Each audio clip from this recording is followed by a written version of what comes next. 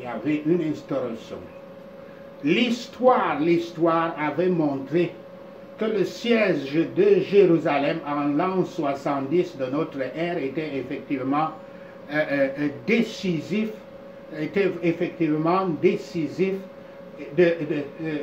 un événement décisif de la première guerre judéo-chrétienne. L'armée romaine, dirigée par le futur empereur Titus, avec Tibre Julius Alexander comme commandant en second, assiégea et conquit la ville de Jérusalem, qui était alors occupée par ses défenseurs juifs en l'an 66 de notre ère. Le siège prit fin avec le pillage de la ville et la destruction de son célèbre second temple, dont Yahshua avait prophétisé la destruction. L'abomination de la désolation est plus vraisemblablement, je veux dire est plus vraisemblable parce que l'empereur César entra dans le temple ensanglanté de Jérusalem, car les victimes n'avaient pas suivi le conseil de Yahshua au verset 16, qui avait dit que ceux qui seront en Judée fuient dans la montagne. Fin de citation. Joseph témoigna en effet ceci. Il écrivit pour confirmer ceci en disant, je le cite, les rebelles juifs étaient incapables d'aider. Le carnage et la fuite se propagèrent partout. La plupart des victimes étaient des citoyens pacifiques, faibles et sans armes, et ils étaient massacrés là où ils étaient capturés. Le tas des cadavres montait de plus en plus haut autour de l'autel.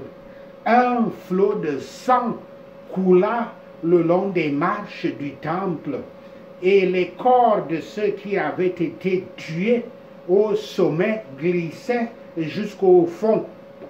Quand César ne parvint pas à contenir la fureur de ses soldats et la frénésie de ses soldats en frénésie, et que l'incendie ne put être maîtrisé, il entra dans le bâtiment avec ses généraux et regarda le lieu saint du sanctuaire et tous ses meubles qui dépassaient de loin les récits courants entendus en terre étrangère et pleinement justifiaient leur splendide réputation dans la nôtre. Fin de citation. Citation donc de Joseph dans son livre La guerre juive.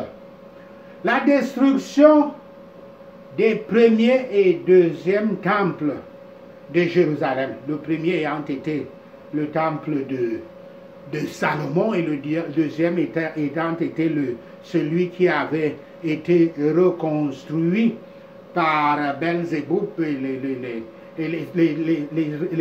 les restes qui étaient revenus de Babylone. Ce temple, cette destruction est toujours commémorée jusqu'à aujourd'hui, chaque année, par le jeune juif appelé Tisha B'Av. La destruction du temple eut lieu avant la, je cite, fin de cette génération, fin de citation, parole du Christ, comme le présidait donc le Christ, donc au verset 34.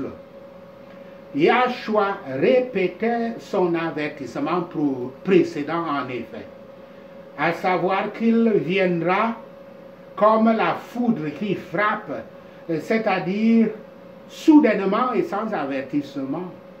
À ce moment-là, Yahshua avait averti 2 fois ses disciples de ne pas interpréter les événements mondiaux comme des signes de son arrivée eschatologique ou son arrivée de la fin des temps. Les disciples avaient donc demandé à propos des temps. Ils avaient demandé ceci. Quand dis-tu? Quand dis-tu? Que dis-tu? Quand cela arrivera-t-il? Fin de citation. Christ ne répondit pas à cette question. Quand? Quand? Mais ils avaient aussi demandé ceci au verset 3. Quel sera, je cite, quel sera le signe de ton avènement et de la fin du monde? Fin de citation. À cette question, Yahshua répondit pleinement. La prophétie respecte d'abord les événements les plus proches. La destruction de Jérusalem, la fin de l'Église et de l'État juif, l'appel des gentils, des païens, et l'établissement du royaume du Christ dans le monde, quand il dit que l'évangile soit répandu dans le Christ. C'est l'évangile qui établit le royaume du Christ à travers le monde. Mais sa prophétie renvoie aussi au jugement général, le jugement dernier. Et vers la fin, cette prophétie pointe plus particulièrement vers ce dernier, le jugement dernier. Ce que le Christ avait dit ici à ses disciples tendait davantage à promouvoir la prudence qu'à satisfaire leur curiosité qu'ils cherchaient avec la question quand. Plus à les préparer aux événements qui devaient se produire qu'à donner une idée distincte, précise des événements à venir.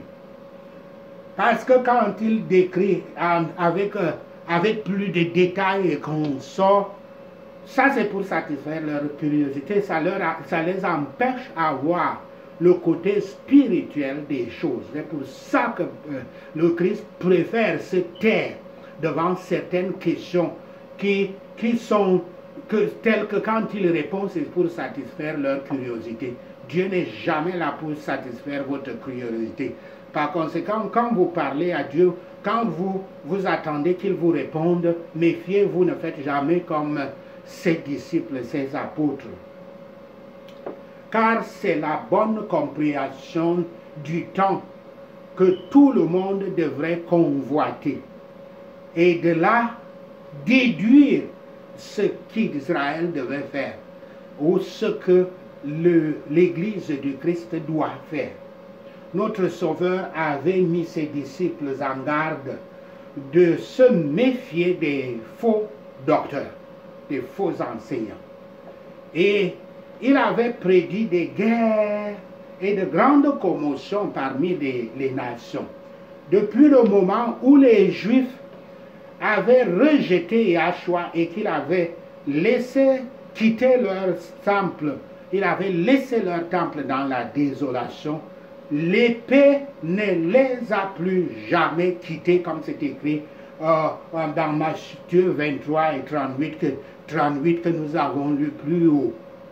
Et effectivement, depuis cette époque, malheur après malheur se sont toujours abattus pour tous ceux qui se sont toujours réunis pour prétendre qu'ils sont l'Israël biblique jusqu'aujourd'hui, jusqu'à ceux qui se sont regroupés pour dire que eux ils sont les Israélites, en créant après la Deuxième Guerre mondiale tout un État qu'ils ont appelé l'État d'Israël et qui est jusqu'à ce jour permanemment en guerre. Voyez ce qui arrive quand on refuse l'Évangile. Et les Juifs étaient les premiers à refuser l'Évangile. Quand les païens à travers le monde accueillent l'Évangile. Ceux qui ne veulent pas écouter les messagers de la paix seront obligés d'écouter les messagers de la guerre. Tenez-vous bien. Écoutez, peuple, surtout vous, peuple qui sont sous les dictatures, comme les Camerounais, parmi tant d'autres nations. Écoutez bien ceci, ce que je viens de dire.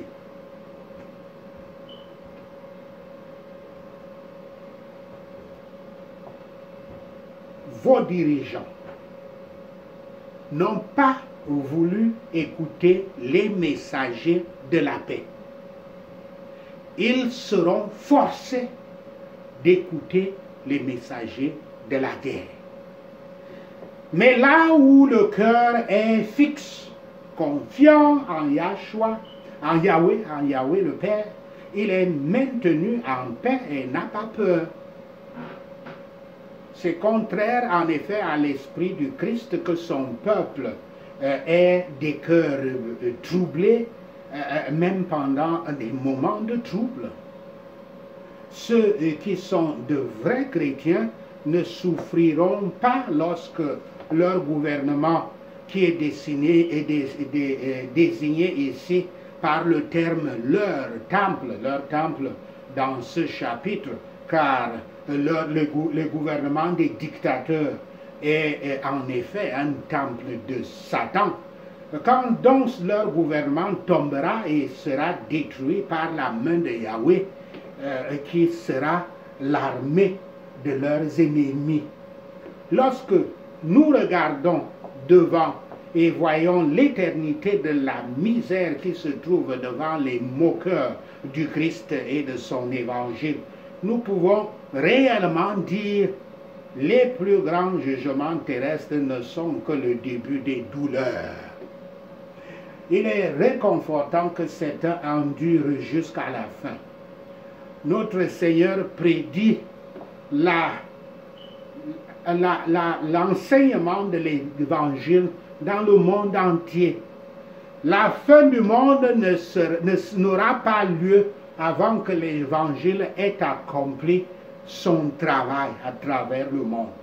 Si Yahweh ouvre une porte d'évasion, nous devrions nous y échapper. Écoutez bien ceci. Si Yahweh nous ouvre une porte d'évasion, nous devons nous y échapper.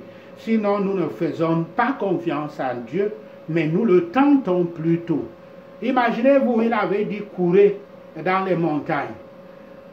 Et si quelqu'un dit, bon, on va attendre pour voir les événements, peut-être, qui sait, c'est-à-dire en utilisant leur propre intelligence. Il avait dit, si quelqu'un est en train de réparer son toit, il faut qu'il descende de ce toit et qu'il court dans les montagnes.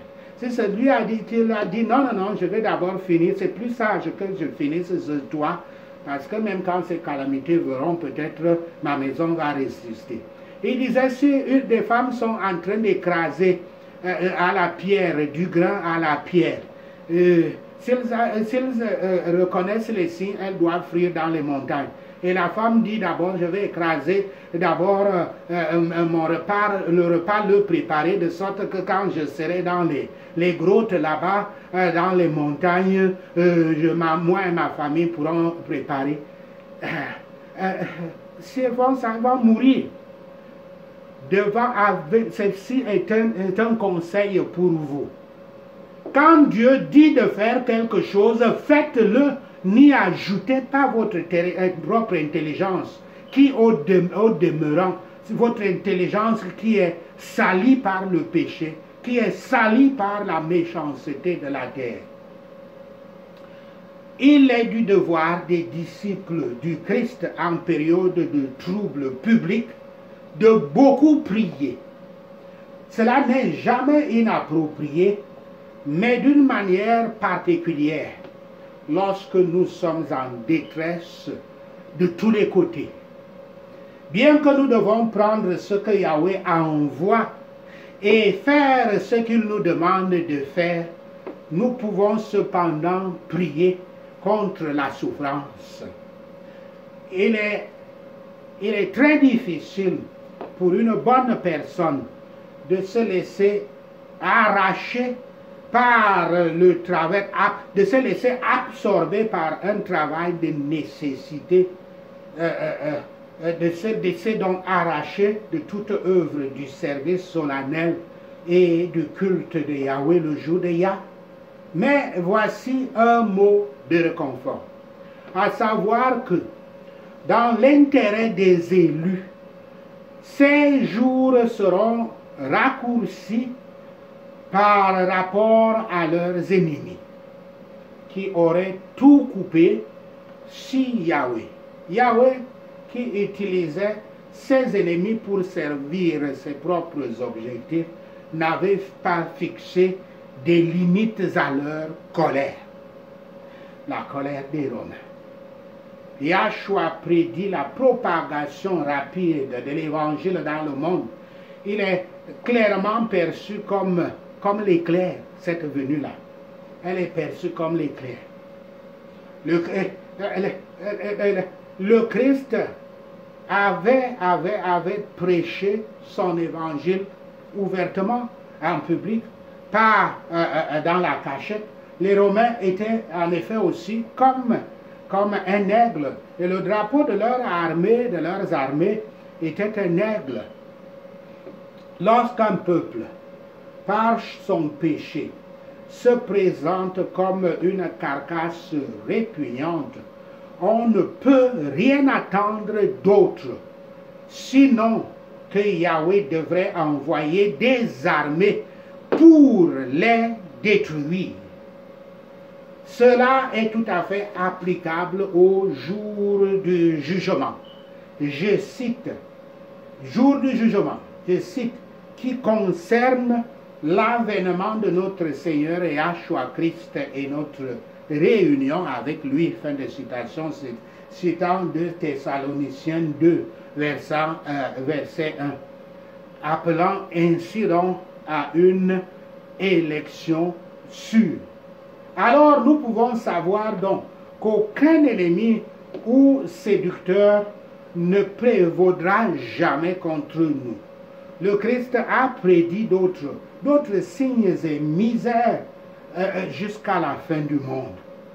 Typiquement, le pronom ceci ou ceci ces pronoms se rapportent à ce qui est plus proche dans le temps ou dans l'espace. Notez que Yahshua parle de ce jour et de cette heure. Et l'expression, je cite, après 5 jours, au verset 29, indique quelque chose de plus éloigné dans le temps et dans l'espace. Donc, les versets 32 à 35, dans ces versets, les signes sont pour ceux qui est plus proche dans l'espace et dans le temps.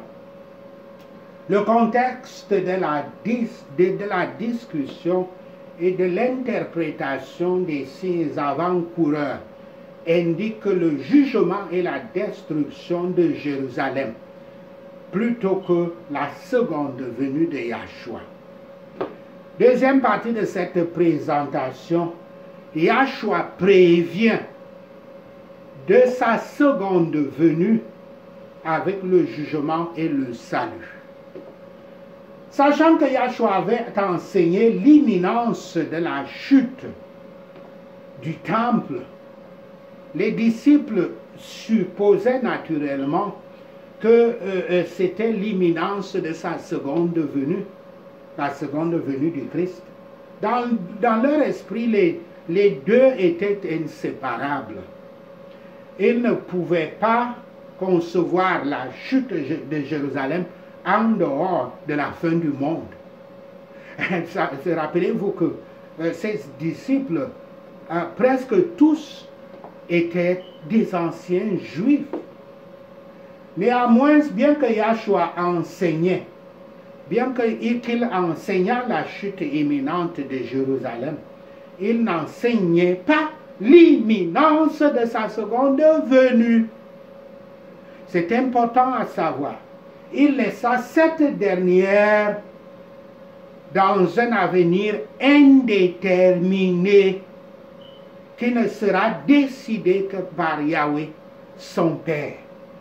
Il est courant que les prophètes parlent des choses les plus proches et ils en expriment la grandeur et la certitude quand ces événements sont les plus proches.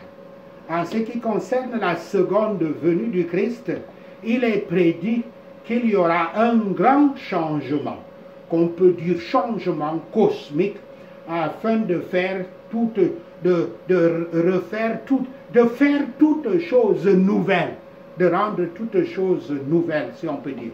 Ensuite, ils verront le Fils de l'homme venir dans les nuages, nuages qui renferment, qui est tout un symbole, qui a beaucoup de signification spirituelle. À sa première venue, voyez ceci, à sa première venue, Yahshua était placé comme un signe contre lequel on allait parler. Mais lors de sa seconde venue, il est placé comme un signe que l'on devra admirer. Tôt ou tard, tous les pécheurs seront en deuil. Mais les pécheurs qui se répandent se tournent vers le Christ et pleurent pour une sorte, pleurent pour recevoir une sorte de divinité. Et ceux qui sèment dans de telles larmes, vont bien récolter dans la joie.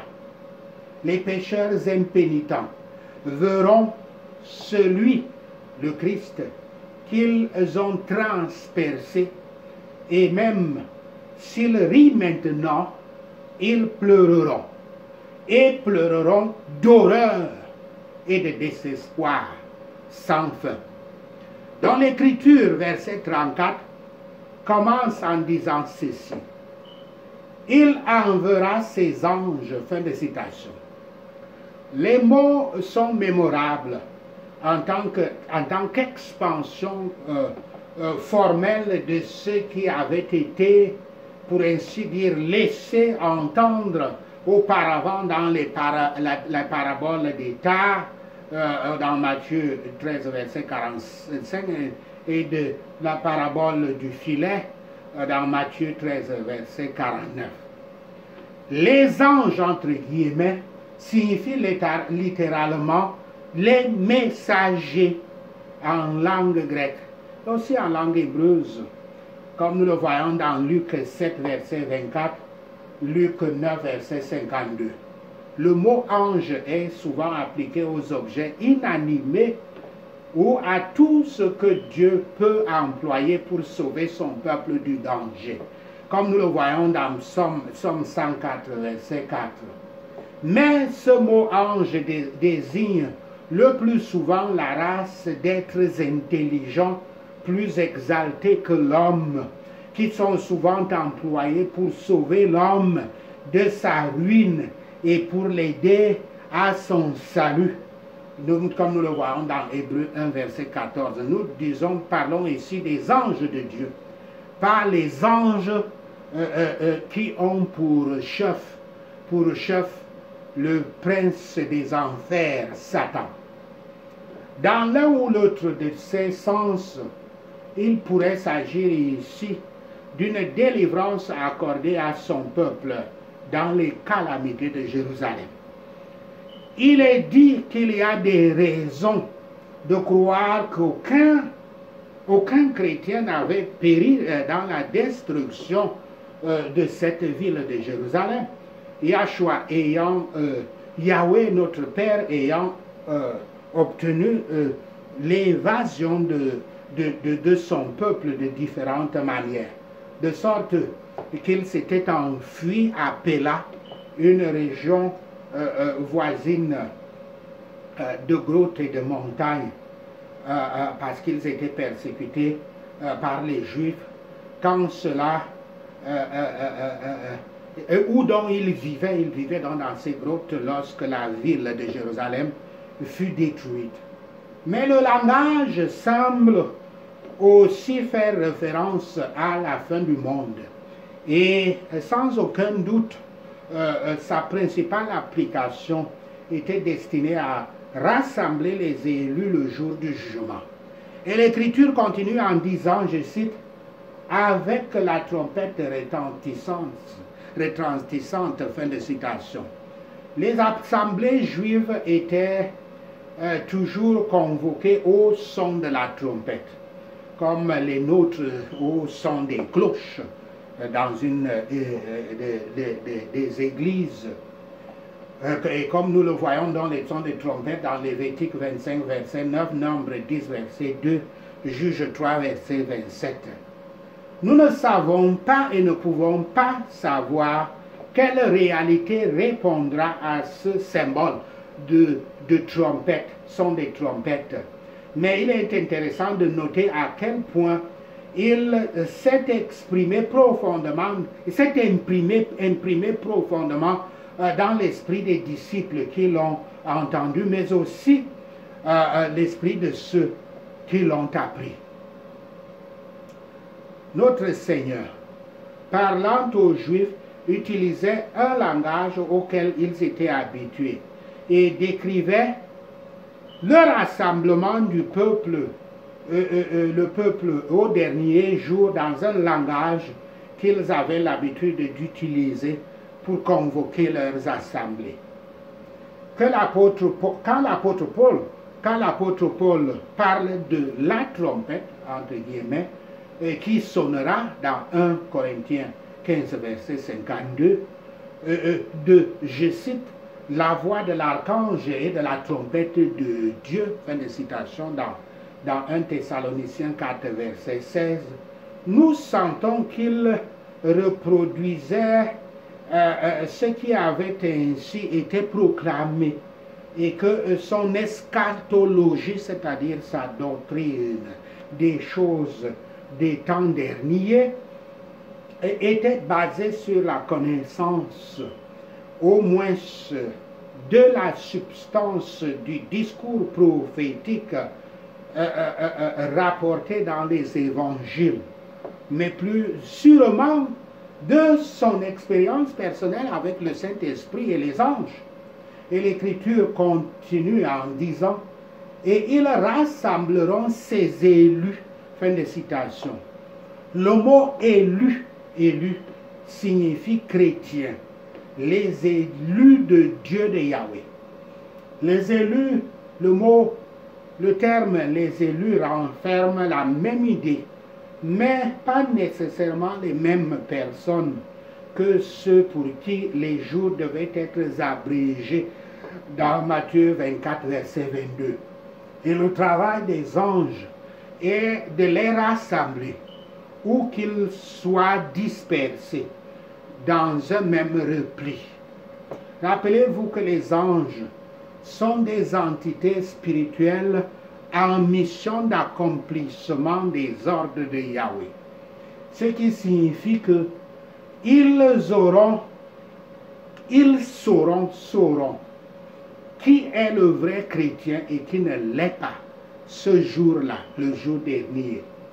Comme beaucoup de germes de pensées existent, des germes de pensées enceintes dans ce chapitre, le travail des anges est élargi par les visions de l'Apocalypse lorsque le voyant, l'auteur, voit des anges venir placer le sceau sur leur front, sur le front des 144 000 élus, avant que le travail de jugement ne doive commencer, comme nous le voyons dans Apocalypse 7, verset 2.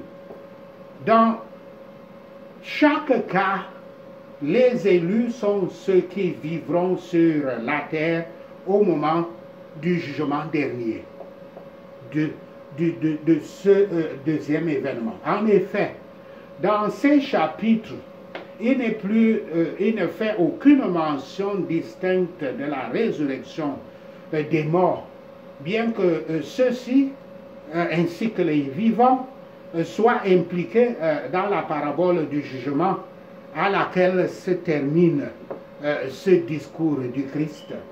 Si cela fait référence à la destruction de Jérusalem, cela signifie Dieu enverra des messagers, tout ce qu'il pourra choisir d'envoyer à cette fin, des signes, des prodiges, des messagers humains ou les anges eux-mêmes, et il rassemblera les chrétiens dans un lieu sûr afin qu'ils ne soient pas détruits avec les juifs et avec les incroyants pour ce qui nous concerne. S'il fait référence au jugement dernier, comme il le fait sans doute au sens premier ou secondaire, cela signifie alors qu'il enverra ses anges pour rassembler ses élus de toutes parts, comme cela est dit dans Matthieu 13, verset 39 et 41 à 43. Cela me rappelle aussi Sophonie 3, verset 10, qui dit, en ce qui concerne l'Amérique, qui dit que mes élus, d'au-delà de la rivière de Couche, mes élus viendront avec des présents pour m'adorer. C'est Yahweh qui parlait ainsi. Donc vous savez, la nation d'Israël avait été dispersée à travers le monde. C'est pour ça que il ne faut pas vous laisser distraire par cette nation, cet État d'Israël et croire que ses citoyens sont des Israélites bibliques. Les Israélites bibliques avaient été dispersés à travers le monde.